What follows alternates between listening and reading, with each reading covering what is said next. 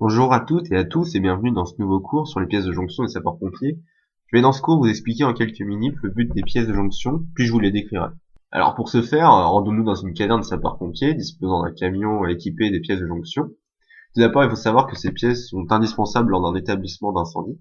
En effet, elles permettent de relier, diviser ou encore alimenter un établissement.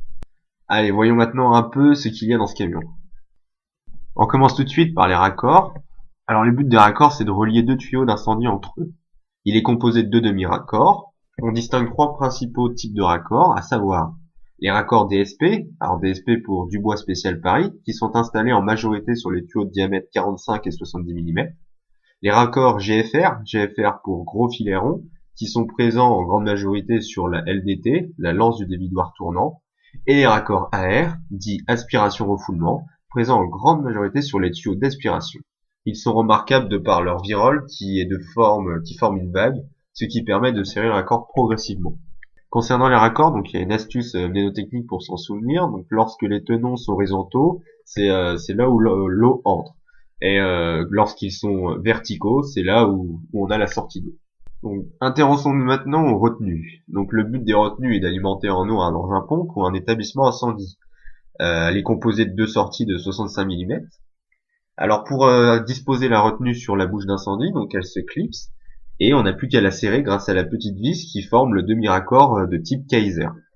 On pourra par la suite raccorder nos deux tuyaux de 65 mm qui pourront alimenter par exemple notre engin pompe. Les coudes d'alimentation ont à peu près le même objectif que les retenues, c'est-à-dire qu'ils doivent permettre d'alimenter en eau un engin pompe ou un établissement incendie.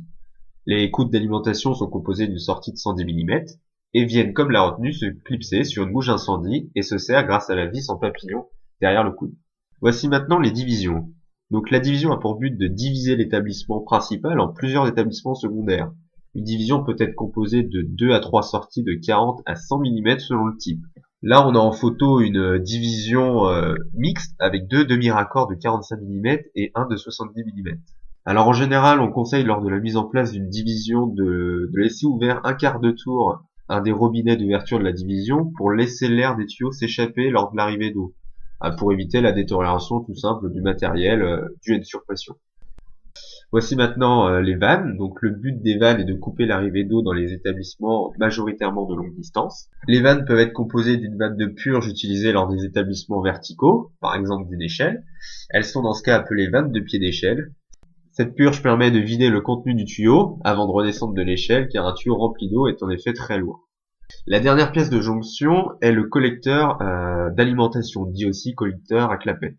Le but des collecteurs d'alimentation est, comme son nom l'indique, d'alimenter un engin pompe ou une colonne sèche.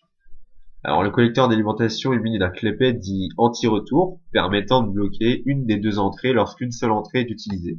En effet, si le clapet n'était pas là, l'eau pourrait s'échapper par la deuxième entrée, devenant ainsi une deuxième sortie. Voilà, je pense avoir à peu près tout dit sur les pièces de jonction. Je vous remercie de votre attention et je vous dis à bientôt sur le site Pompier de demain.